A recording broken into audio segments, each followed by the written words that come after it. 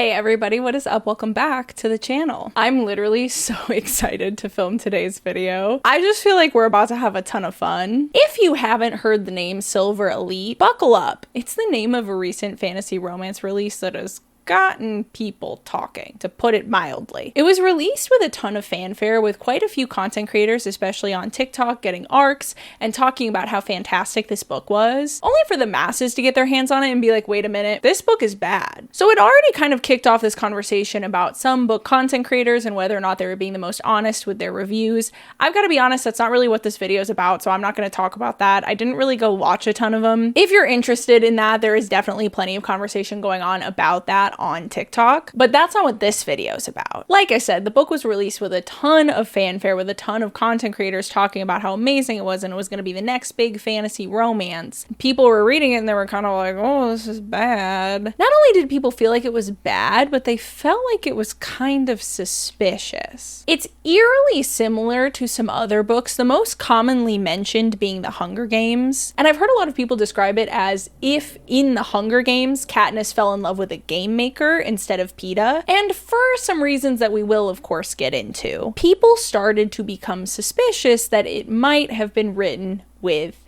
AI.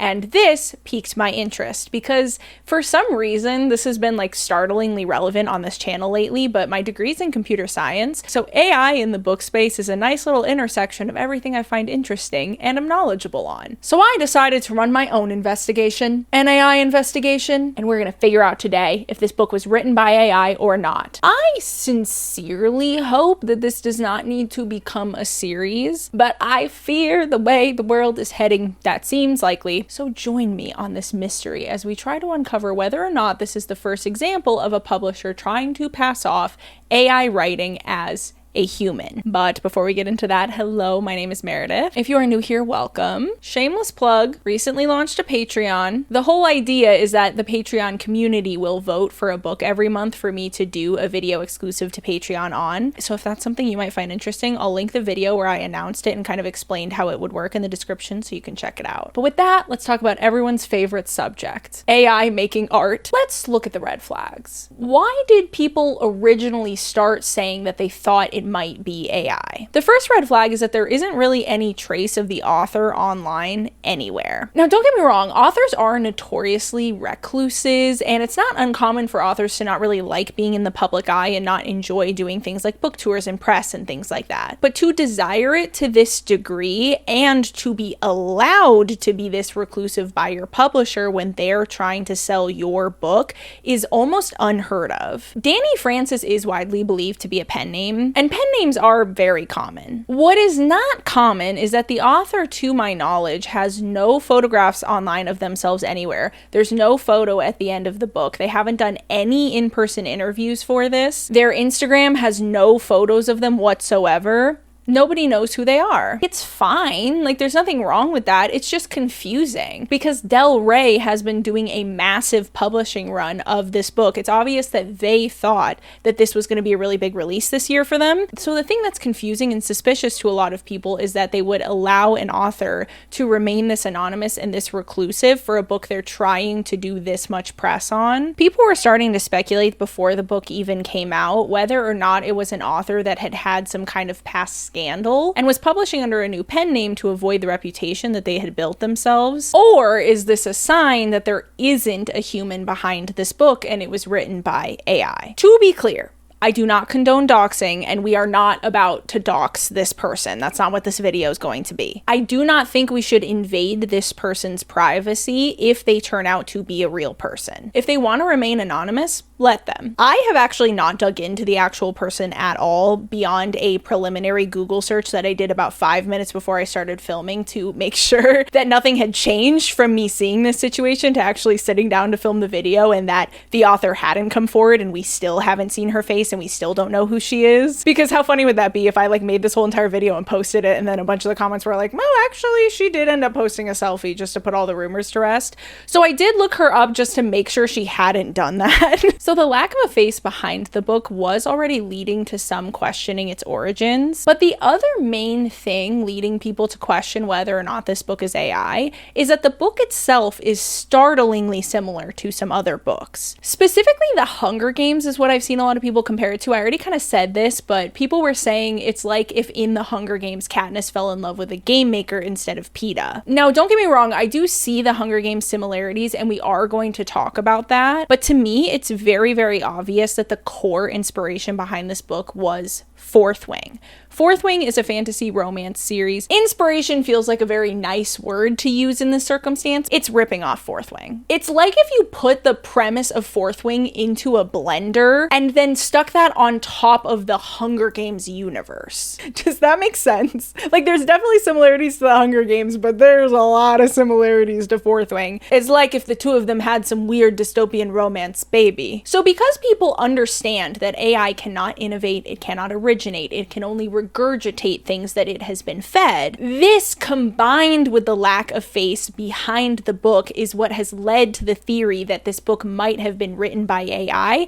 and that there potentially is not a human author behind it whatsoever. It is possible that the publisher generated this book with AI and is attempting to pass it off as having been written by a human. But how can we know for sure without doxing the human? We have all the evidence we need to figure out whether or not this book was written by AI because we have the book. But before I explain my method, I do have to give you guys the eensiest, weensiest, like tiniest little lesson about how generative AI works, but I promise it'll be really quick. Please don't click out of the video. I'll make it fun. The most important and truly only piece of information that you need to know about generative AI to understand why I'm approaching the book in this way is that generative AI is really a statistical model at the end of the day. What these algorithms are doing is predicting what the next most likely word or group of words in the sentence is going to be. So that's why AI hallucinates, if you've ever wondered. It's because the AI algorithm isn't going searching up the information and then figuring out how to present it to you in a way that sounds natural, that sounds like a human talking. The AI algorithm is literally taking your question and generating a sentence that basically every word is the next statistically most likely word. So that's why I just make stuff up sometimes, because it's just putting words together. You know when you're texting somebody and your phone like gives you the opportunity to just like press a word because it's like trying to guess what your next word is, and you could just like hit that and you can make like the craziest sentence ever. Generative AI is literally that, but like done well. It's that, but like done in a way that works and actually forms sentences that sound natural. One of the things that I think is really important to understand about computers is that they are stupid. At the end of the day, they are machines. They don't have feelings. They don't have thoughts or feelings. The machine might be presenting itself to you as though it is a human, but it is not. And so it does not form these sentences the way a human would. The AI algorithm has no concept of what it's saying. It might be saying to you, that fruit is called an orange. Many oranges grow in Florida. But the AI algorithm does not know what an orange is, nor does it know what Florida is. It's not that they understand what an orange is and that they understand that oranges grow in Florida, and that's why they're telling you that a lot of oranges are grown in Florida. It's statistics, and it's literally just like putting the next most likely word in the sentence. That is how they work. And that's it. That's the end of the lecture. See, that wasn't so bad. So now that we understand what AI is, what is my method for figuring out whether or not this book is AI? So AI does copy. And if AI were to write a book, it is likely that that book would be made up of a hodgepodge of things that happen in other fantasy books. But a human could do that too. Humans could rip each other off. A human could read a book and be like, I like this book. Let me basically write the same book and just change a few things. So how do we know definitively that it is AI? That's why I went over the whole statistical sentence thing, because I was essentially looking for two things. I was looking for reuse of words that seemed really specific or were used in a really specific way that I might have recognized from other books, and the sentence structures themselves. Because like I said, the algorithm is just predicting the next most likely word or group of words based off of the words around it. So sometimes, especially in longer sentences, the sentence can take a weird turn where you're heading in a different direction almost. Because again, it's like if you just hit the next recommended word on your phone, you can see how it would end up kind of like maybe turning and becoming something different from what it started as. If every word still makes sense in the context of the words immediately next to it, meaning if you just looked at the word and you looked at the words right next to it and they still made sense, but the sentence as a whole was just like kind of weird or took a left turn or something, that is a sign that something was written by AI. So now that we have all that preamble out of the way, we can finally talk about the actual book. I'm sorry it took so long. I'm sorry. Oh, let's talk about the plot. Actually, let's talk about the exposition. I feel like I should really break down the exposition outside of the plot. Silver Elite takes place in a post-apocalyptic North America. It's in the future after the last war that ended the Old Age, which is essentially North America as we know it now. There are these people that they call modified or mods or aberrant, I don't know, or silverbloods. They're people who were infected by some toxin during the last war that gives them telepathic powers. And this is something that has like remained through the generations. So it's not the generation immediately after the last war. We're quite a bit after that war, actually. I think like 150 years. It's a genetic thing, but it's not as simple as a modified parent is going to have a modified kid. They say the toxin can lay dormant in people and sometimes it doesn't activate, or I don't know. People are modified or they aren't, and it's kind of random. Sometimes genetic, sometimes not. There are 7 telepathic powers that a person might have, although, at least as far as I know as of right now, I don't think anybody has all 7. Our main girl has 4, and she's considered quite powerful. So usually people manifest with a few, and having even as much as 4 makes you pretty powerful. So there's telepathy, which is just speaking in your mind to other people with telepathic powers. From what I can tell, every mod can do the basic telepathy, and that means that they can form links to each other where they can speak to each other in their minds, and then no matter how far they are away from each other, they can still access that link and speak to each other in their minds once the link is formed.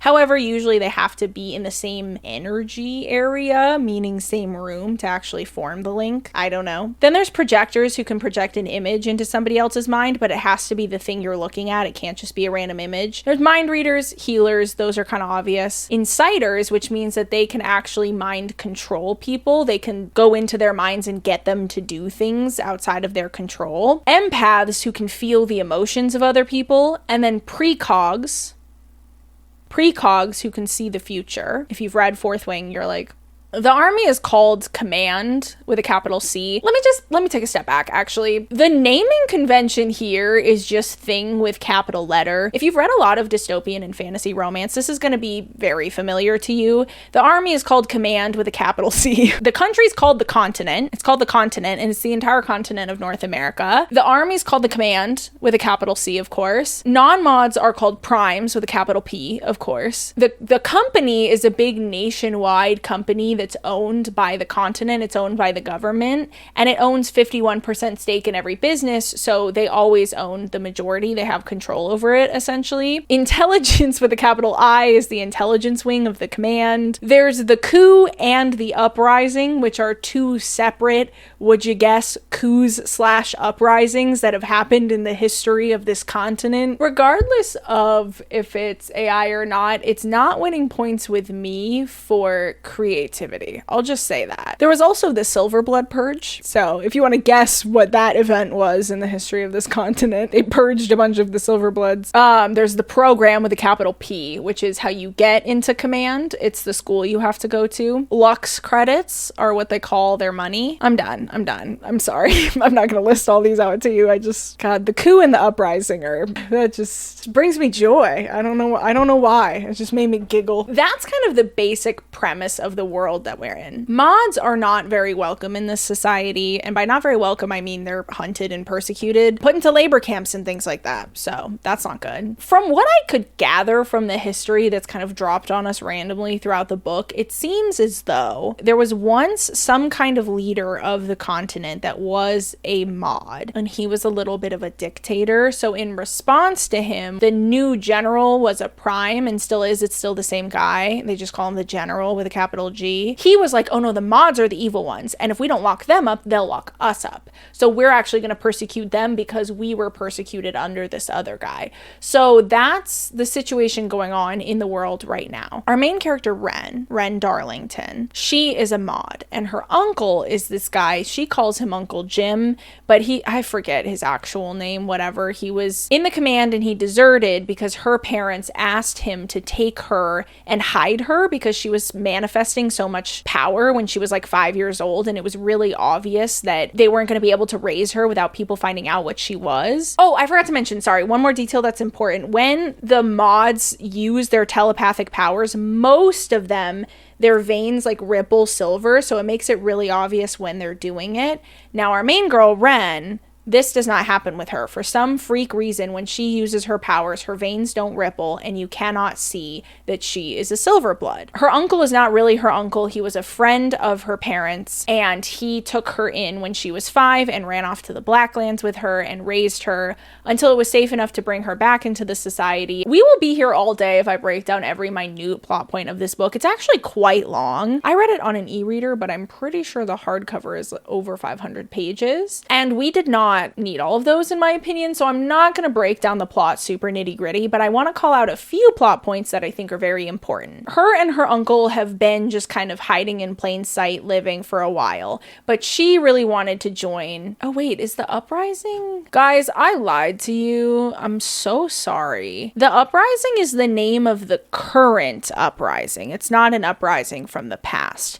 The coup, I'm sorry, I don't know why I think it's so funny, but the coup was the attempt from the past, and now we have the uprising, which is the attempt for the mods to take over from the primes. Is everybody with me? I should have made a diagram, but honestly, the diagrams I've made for this channel have not really made things clearer or easier to understand. I feel like I just end up making it worse usually. So the uprising is the name of the current uprising, actually. Sorry about that. So she has been running some very low-level missions for the uprising. When you are a mod, you usually are either sentenced to a labor camp or killed if they catch you, or you can swear your fealty to the general, and if he finds you useful, then he might use you for his army. But inciters are killed on the spot. They are never spared because it's just too dangerous. The fact that they can get into other people's minds and force them to do actions against their will, it's just seen as too dangerous, and so they're always killed on the spot. Our girl Ren is an inciter, but nobody knows this but her, and she has a secret friend that she telepathically linked with when she was a really little girl, which can happen. Apparently sometimes kids will just randomly form a telepathic link, and so she's had this friend that she calls Wolf and he calls her Daisy, and they've spoken in their mind basically their whole lives. Hey, quick question, do you guys think, just based off of that information alone, that the main love interest is going to turn out to be Wolf? But they've never met in person and they don't know very much about each other's lives, and they've always been very general with the details that they share. So they know each other's emotions quite well, but they don't really know any tangible details about each other's lives. So with all of that premise in place, essentially what happens is at some point Ren is in the city and a wolf is attacking a kid, and so she shoots it and kills it, but she makes this like crazy shot. And so the soldiers go to find her the next day, I'm pretty sure just because they wanted to see how good a shot she was and maybe, I don't know, consider her for the army or something.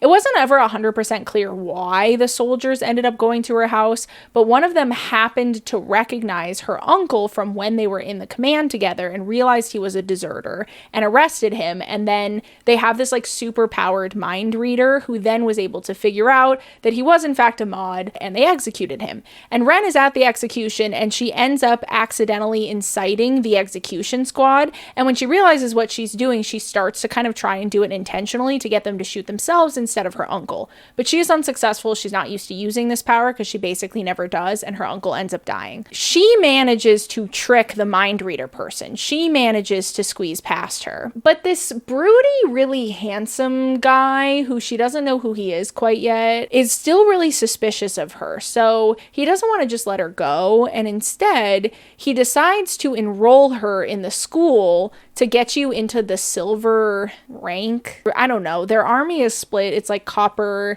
tin, and silver. But I forget what the second word they use is, and I honestly don't care to go look it up.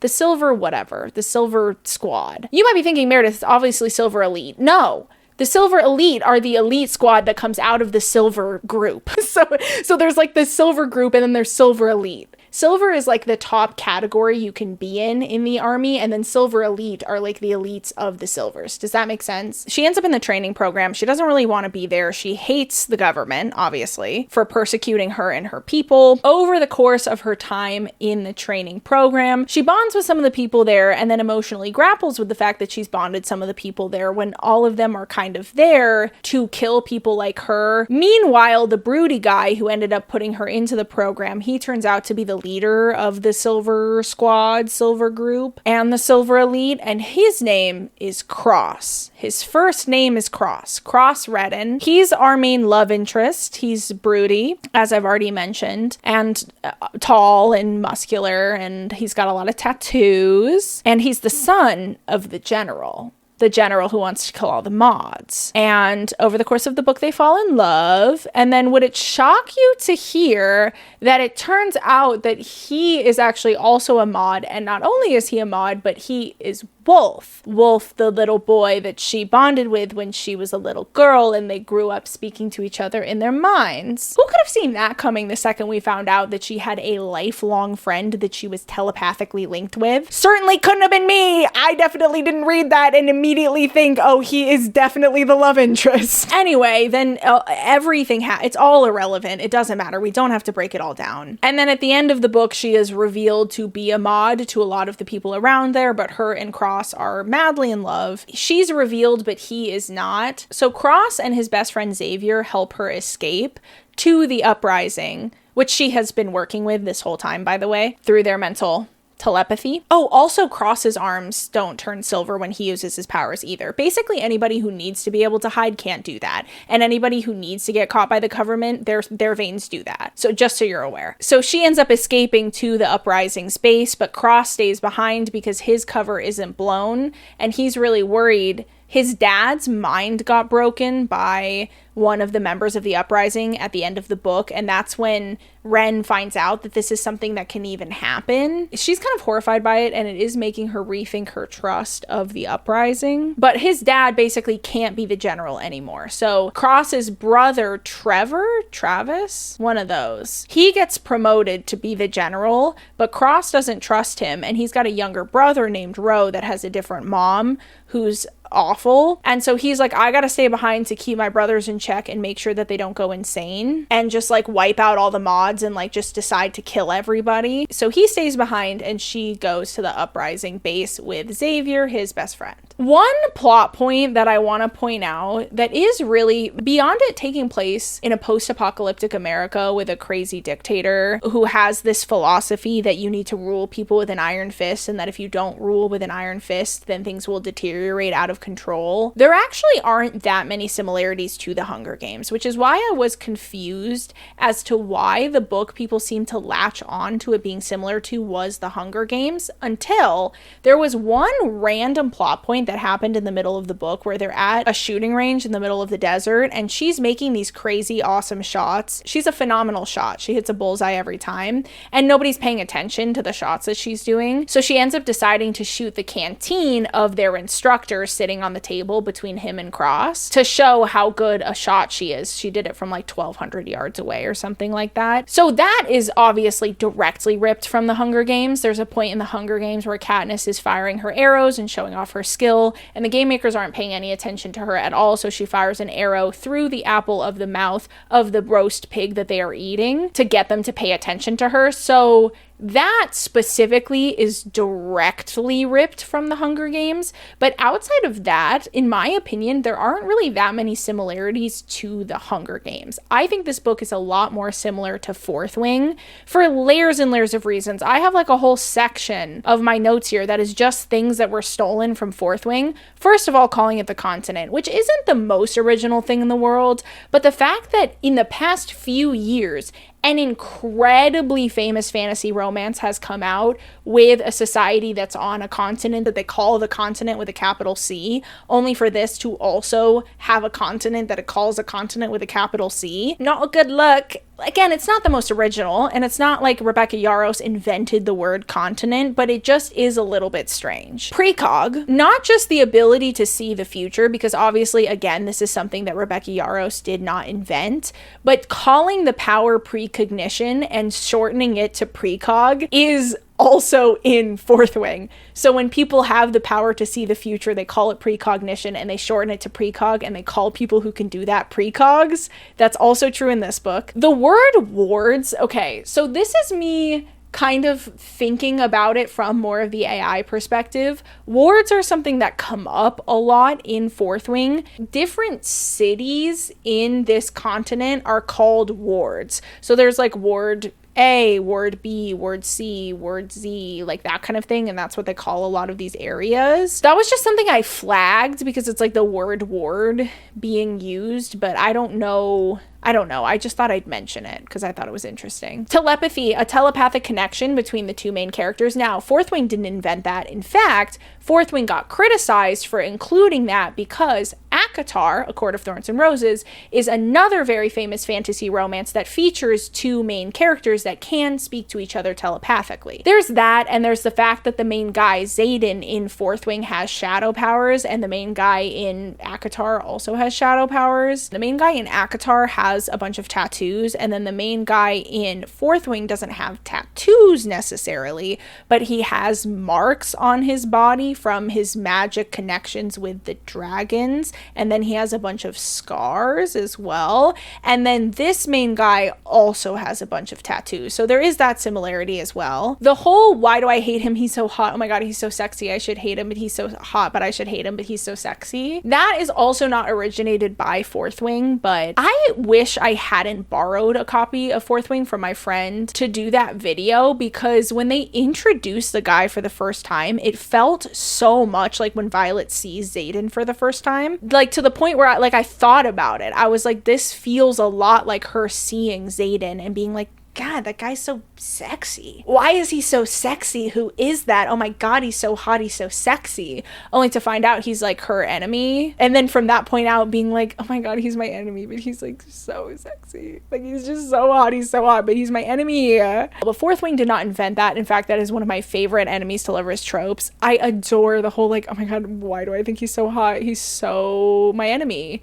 but he's so hot. I don't know why I think it's so funny, but I think it's so funny every time and it makes me giggle. And of course, there's a school setting here as well. So in Fourth Wing, it's a big dragon school and they're training for the army, the dragon rider quadrant of the army specifically, whereas in this book, they're training to be a part of the army, but there's no dragons involved, but it is like an army training program. The program with a capital P, to be specific. But those are actually not the only similarities between this and Fourth Wing. The more I thought about it, the more I was like, wait a minute, because in Fourth Wing, Violet is the daughter of the general and Xaden is the son of the guy who is leading the rebellion. In this book, Ren is a part of the rebellion and Cross is the son of the general, so they kind of flipped spots. And not only are they both in a school setting, but within that school setting, the man in the couple is in charge of the training that the woman is getting in some way, or is like a part of it, is kind of her leader in some way. Them having to hide their relationship because he's her leader is also kind of a part of both books. Not great, but can be forgiven in the end. It's just a book after all. It's very similar in premise to Fourth Wing. There are definitely some parallels. I think it is very safe to say that whoever wrote this book, be it AI or a human being, that they were at the very least heavily inspired by Fourth Wing, if not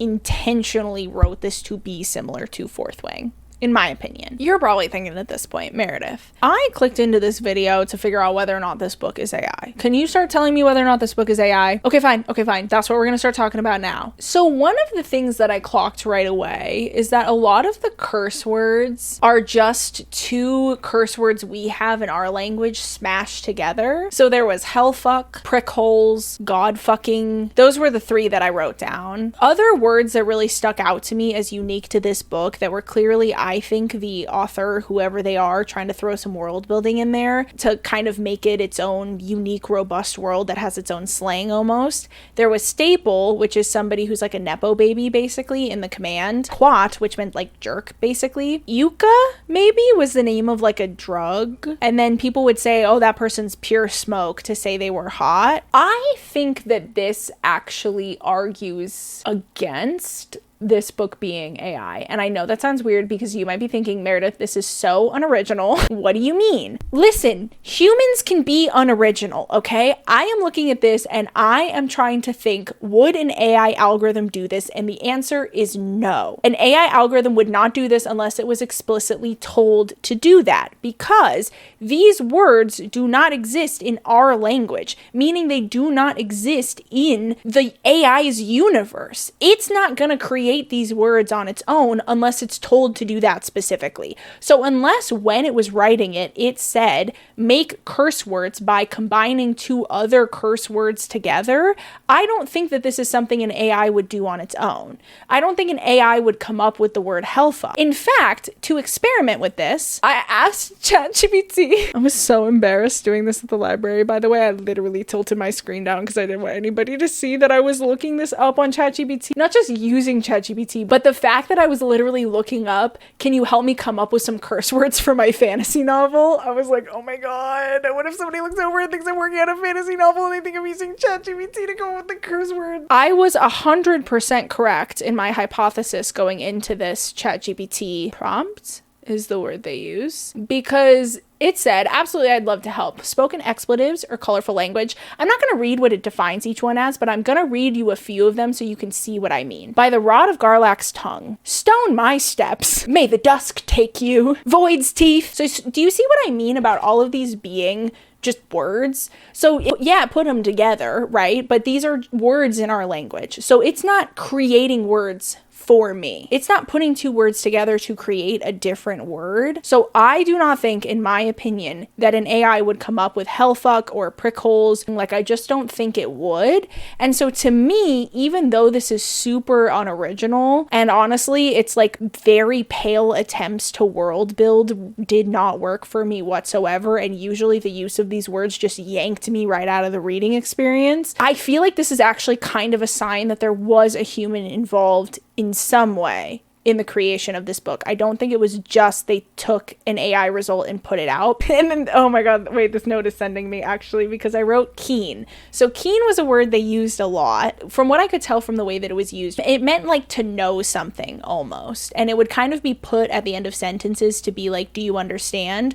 Or it could be used to literally replace the word know or understand in a sentence. And this was driving me crazy because I was like, I swear I've seen this before. And I was convinced that the word keen was ripped from another book that I've read, and I finally figured it out. It's not ripped from a book that I read, but it was in a book that I read in a form, because the word ken, K-E-N, is used exactly in this way in Scottish slang, which means that Jamie uses it all the time in Outlander. When that finally clicked for me, you guys, the relief that I felt, I was trying to figure that out for like my brain was just like, I know I've seen this before, and I was frantically Googling like books with the word keen in it, and like keen is a word, so the internet was like, dude, what are you asking me for? And I was like, I don't know, and I eventually figured it out. But so it's used in literally the exact same way from what I can tell that it's used in Scottish slang, and it's used in the same way that I remember it being used in Outlander, basically to mean to know or understand, and could be used at the end of a sentence to very shortly say, do you understand? You might think that this would mean that this is a sign that it was AI, because that's something that they kind of stole from Outlander, but I,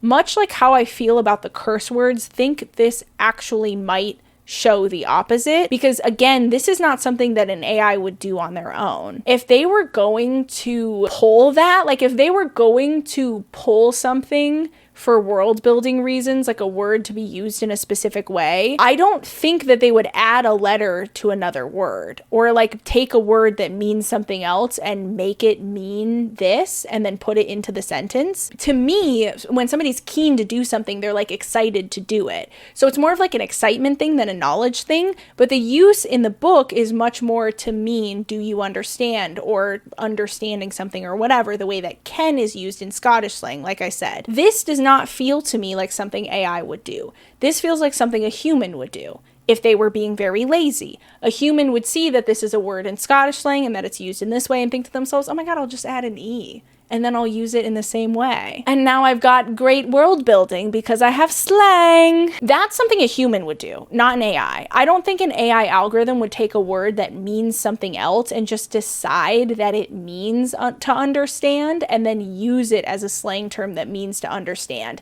I think if an AI had done this, it would have picked a short word that means to understand. I think that the fact that it is basically the same word but just with a letter added, again, it feels to me like something a human would do if they were being lazy, not something an AI would do. Now, whether or not this translates to some of the terms, like using company with a capital C to just mean a big company, and the continent with a capital C to mean the continent and the country, essentially, and coup with a capital C to be a historical coup that happened, tribunal with a capital T to be the tribunal people appear in front of, right? It's not a very original naming convention, but because it's so unoriginal, I have truly no way of knowing whether or not an AI algorithm came up with this or a human did. Because it 100% could be something that an AI generated, but it could have just been a human being lazy as well. Because they're so general, I don't think any of these terms, unfortunately, are going to be a sign that it was done with AI, but I don't think that they clear it from being AI either. I just think we can't take them into account really in our analysis of whether or not this book was written by AI. Another thing that stuck out to me as weird is at some point in the book, some kids were playing and they described the game they were playing as chase with a capital C. Now, I could be jumping to very many conclusions seeing this. This either is a complete coincidence, the author just for some reason thinks that the game of chase needs to be described with a capital letter, or this is the biggest sign that we've covered so far that this book was written by AI.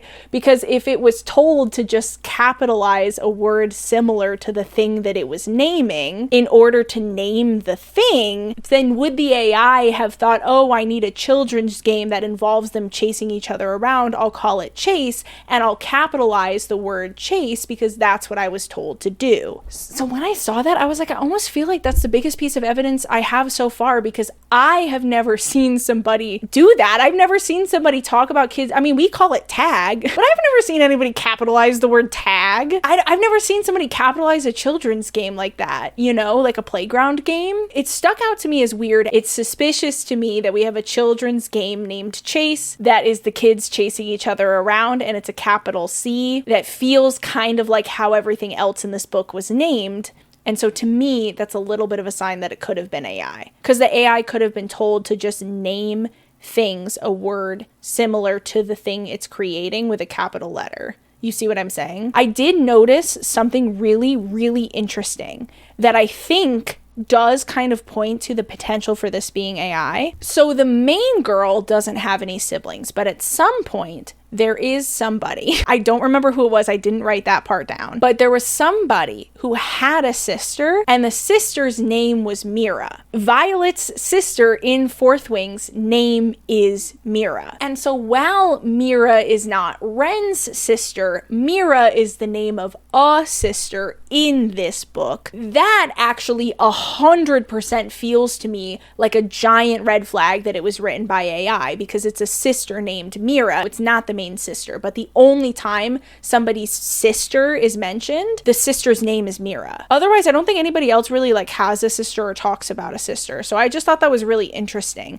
Like if somebody had told an AI to write a romance fantasy heavily based off of Fourth Wing, I don't think it's outrageous to think that we'd end up with a sister named Mira somewhere in there. You see what I'm saying? Another thing that I picked out that I thought was really interesting and maybe a sign that AI wrote this, there was a part where our main girl Ren was explaining to the reader how she was able to get around the mind reader and like what she was doing in her head to basically fool the mind reader that was trying to see if she was a mod or not. And she thinks to herself, humans think 10,000 thoughts a day. Some people think more, some less. It averages to 6 or 7 thoughts per minute. Now, the 10,000 thoughts a day might not have stuck out as weird to you, but 6 or 7 thoughts per minute. The average person has way more than that, and I looked it up and that's true. The average person has 60,000 thoughts a day. So significantly more. 6 thoughts a minute is so funny. You seem like you have 6 thoughts a minute is like an insult. Or maybe that's just my ADHD. Maybe 6 or 7 thoughts a minute doesn't sound that crazy to you, but I was like, no way, dude. This is exactly an example of a hallucination that would happen due to AI. Does that mean the book was written with AI? Not necessarily. It's possible that the author was using ChatGPT or something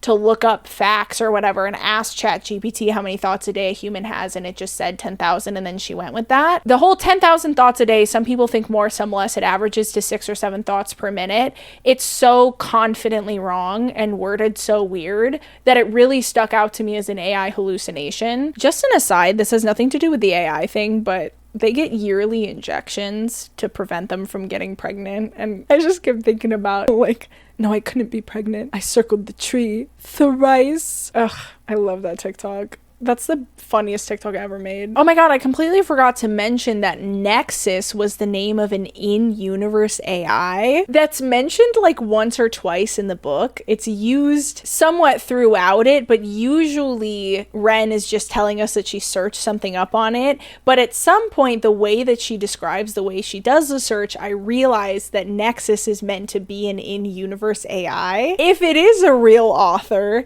the author made the search in the universe more like searching with AI than searching with a Google search. That doesn't tell me anything about whether or not AI wrote the book, but it does tell me if a human wrote the book, they're a huge fan of AI. So I just thought that was really funny. And interestingly enough, when I looked up the word Nexus, because I was looking up a lot of these words trying to find where maybe they could come from, Nexus mods are like a thing. This is like a company or something. And so I think that's really interesting because mods, short for modified, and it's what they call the people with the telepathic powers in this universe. And when I looked up Nexus, the first thing that popped up was something called Nexus mods. Again, the AI is like looking at the words and the context surrounding what it's saying and pulling words that it thinks are similar or related to it. So as much as the existence of an in-universe AI does not tell us whether or not it was written by AI, that is a little bit could be a sign, just saying. Now we're gonna get into what is easily going to be my favorite section of this video. Lines that stuck out to me as weird. We're gonna go through sentences that I think are signs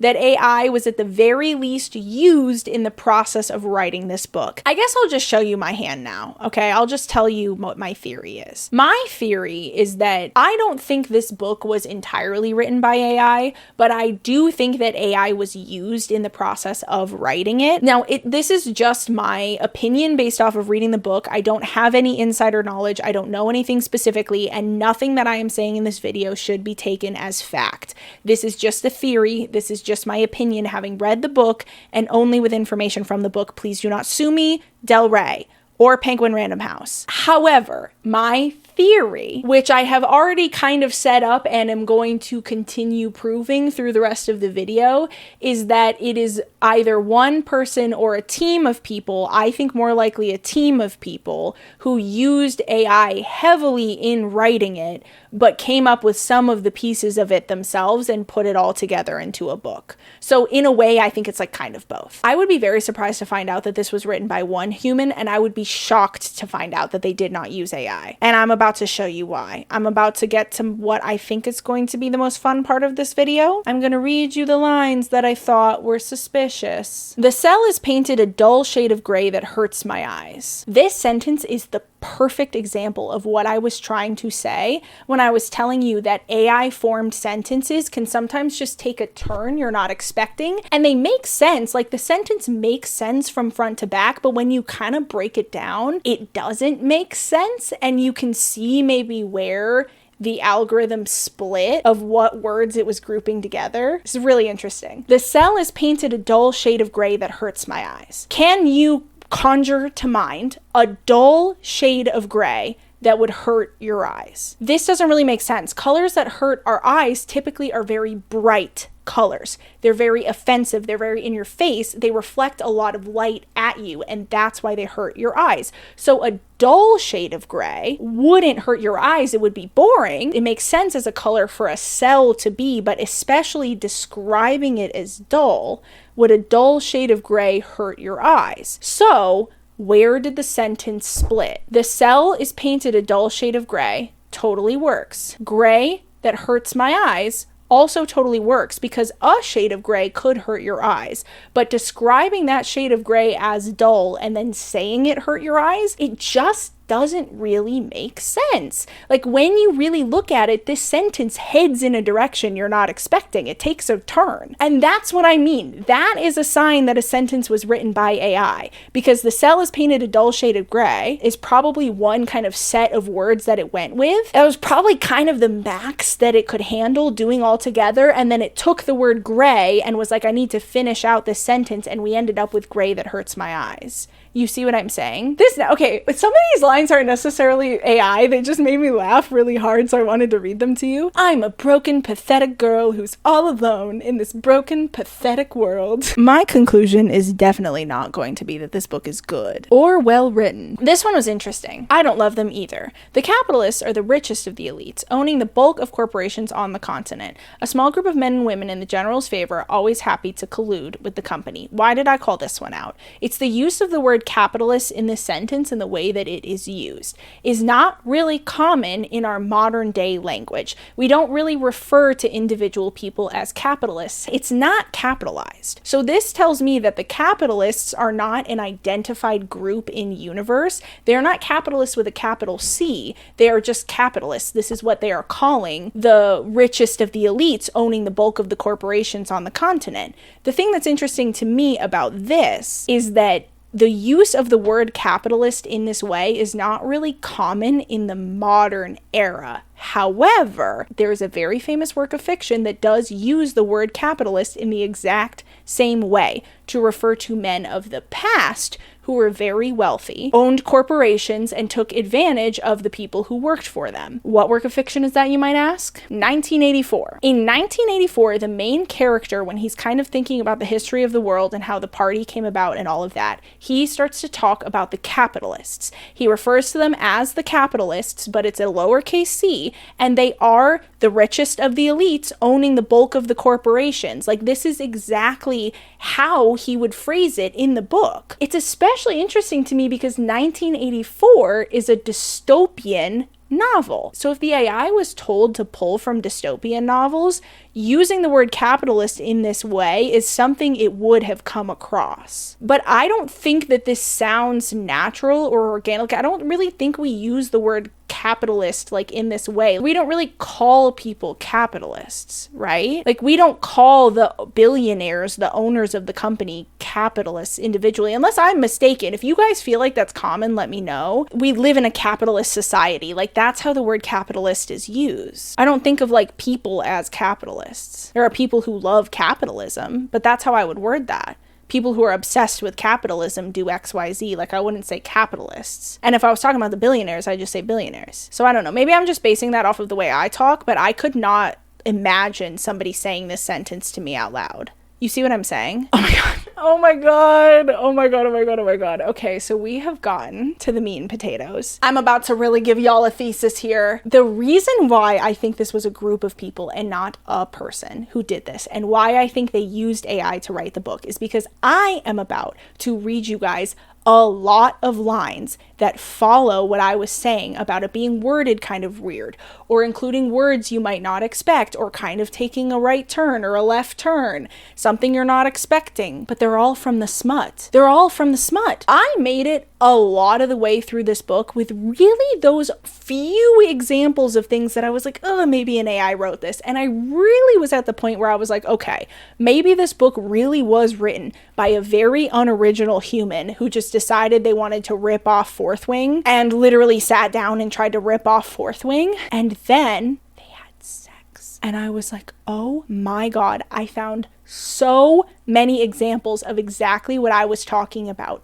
in the sex scenes, which leads me to my theory that it was a team of people that work for a corporation and not a ghostwriter that they hired, because I think they were uncomfortable reading the smut. I don't think they read it as close, and I don't think they edited it as close as they did the rest of the book, because that would be a weird thing to do at work. That would be a weird thing to do at your office, at your desk, at the Del Rey headquarters. You know what I mean? You've got to go meet with your coworkers and show them the scene you've been working on, and it's this sort of thing.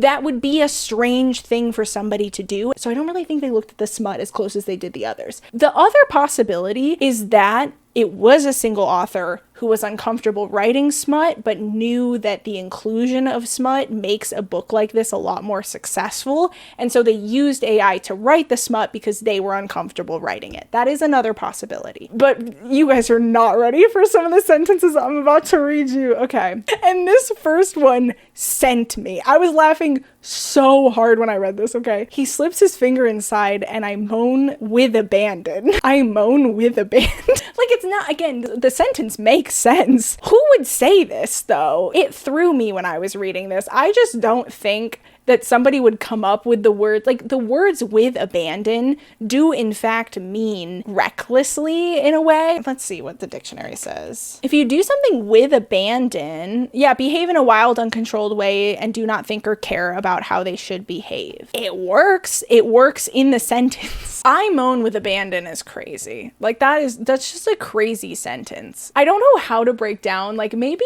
I'm getting a little bit caught up in just it sounds abnormal to me because I'm trying to think of maybe how AI would form this sentence, and I don't know that it makes sense because the AI wouldn't understand what the words with abandon mean. So it's not that it thought to itself, I need to put something at the end of the sentence that means, you know, recklessly not caring what other people think, not caring if anybody notices or whatever, and was like, oh, with abandon means that, so I'll put that in the sentence, and then it's just like not the way a human would word it. It's looking at statistically most likely words. So I actually feel like that kind of maybe makes it seem like it wasn't written by AI, because there is no way that the statistically most likely phrase after moan was with abandon. So maybe that one disproves my point, actually. Oh my god, oh my god, oh my god, oh my god, okay. He's exactly what I hoped he would be. Commanding, potent. Because I'll admit to you, when I first read the sentence, I didn't know what the word potent meant. I was like, because I think of potent as like, you know, oh, that scent is potent. It's like intense, almost intensity in a smell or a taste is how I think of potent, right? So I was like, wait, what? Like, how does that mean? Commanding, potent? Like he smells really strong? Like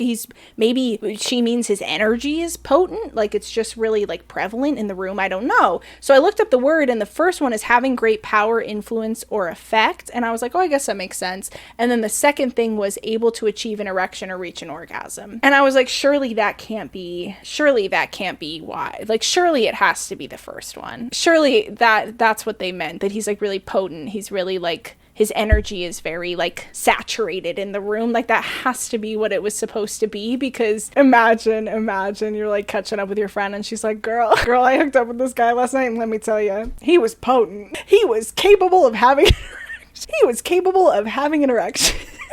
I can't get it out. He was capable of getting an erection. So let me talk about the AI, because that's what this is about. As funny as this line is, commanding and potent are two words that are similar, right? But the use of potent in this circumstance is very strange. It stuck out to me as weird when I was reading it, because I don't think of potent in this way. And I could wrap my brain around it being about the energy in the room. But that's where, like I said, when I looked it up and it said something about having a lot of power, I was like, well, that ties a lot to commanding, but it's not a word that I think really makes sense in this context. So it's really related to the word next to it, but it doesn't necessarily make sense in the phrase. But the idea that it potentially could have been used there just to really make sure everybody knows that this man is capable of having an erection is also hilarious to me. And I've decided to make that my meaning behind this sentence because that's just the best thing ever. Next, we have 2 in a row. 2 sentences in a row that I think are very obviously written by AI. I wrap my legs around his waist and hang on for the ride. He feels so good, but it's still not close enough. I wrap my legs around his waist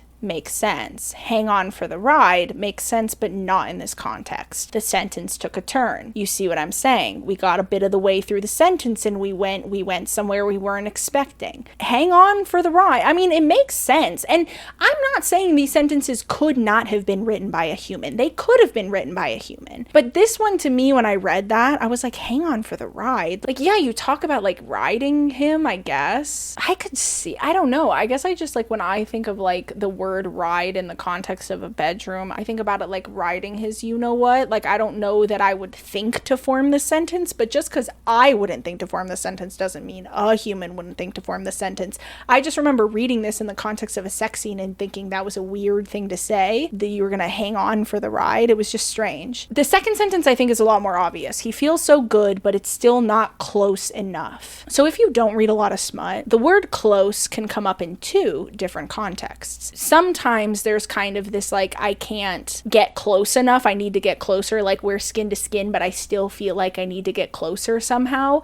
Or it could mean you are close to an orgasm, right? He feels so good, but it's still not close enough. What's still not close enough? It? Is it him or is it you? Are you not close enough or is he not close enough to you? What is the it? It within the context of the sentence, it feels like she's saying he is not close enough to me. So it feels like it's that first use that I was talking about, right? If he feels so good, but it's still not close enough, why would you not say we're still not close enough or he's still not close enough to me? Do you see what I mean about it's just ever so slightly off? Like the sentence makes sense, but it's not a sentence a human would form. You would say he feels so good, but he's still not close enough. I don't even think you would say that. If that's what you meant, I think you would say he feels so good, but we're still not close enough. Like that's what I think the natural human English way to form that sentence would be. The it's really threw me. And that's what I mean about like the sentence took a turn. Like he feels so good makes sense. It's still not close enough also still makes sense. So all of the pieces of the sentence make sense in their own zone,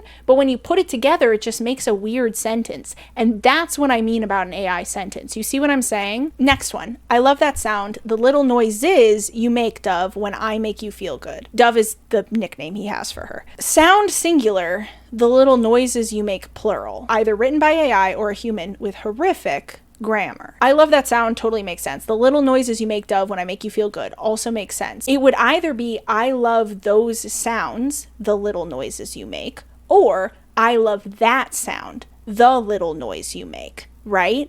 But instead it's I love that sound, the little noises you make. And it makes sense if you think about AI and what it is and the statistical likelihood of the next word, because I do feel like I love that sound is a much more common statement than I love those sounds, but the little noises you make I feel like would be more common than the little noise you make singular. So it makes sense that the AI would form this paragraph the way that it did, because those are the statistically most likely ways to say these things, but it's not proper grammar. And any native English speaker is going to read this and flag that as weird. Oh, wait.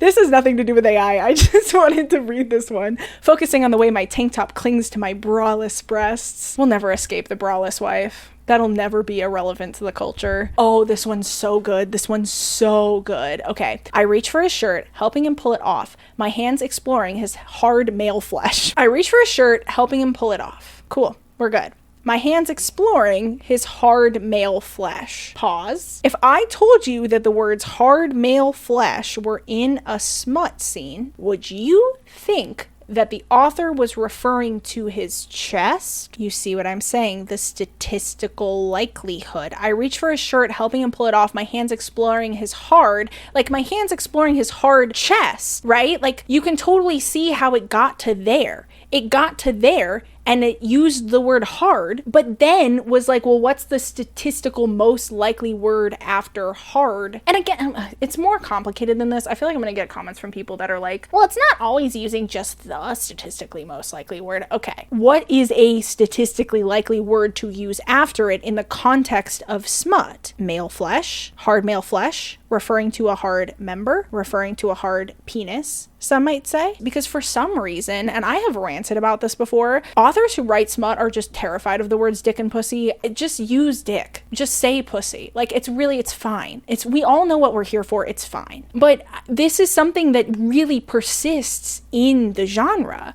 The description of penises with really weird references, and male flesh is one of them. Like, that one comes about. You can see how, if it's making decisions on the next word based off of what's statistically the most likely, how you got to the word hard in this sentence. I reach for a shirt, helping him pull it off, my hands exploring his hard, but then you'd expect it to just be chest, right? But then it says male flesh. And then right after that, chiseled planes and sculpted abs, which is how I know that she didn't just like take his shirt off and then reach down, you know? They're talking about his chest, but they're describing his chest as hard male flesh. Weird. Who would do that? What smut author would use the words hard male flesh to refer to anything but a penis? You see what I'm saying? Oh, this one. Oh my God. This one is so weird. The sentence is so weird. Our quiet footsteps echo off the concrete walls, muffled by the worn linoleum floor. We took two turns in that one. Let me run that one by you again. Our quiet footsteps echo off the concrete walls, muffled by the worn linoleum floor. So which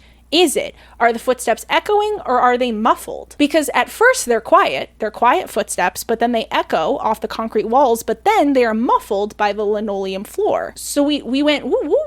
You know, they're quiet footsteps, they're echoing off the concrete walls, they're muffled by the worn linoleum floor. Again, these pieces all make sense separately, and when you're going from section to section, the joints of the sections make sense, but the sentence as a whole is just kind of weird. Our quiet footsteps echo off the concrete walls, comma, muffled by the worn linoleum floor.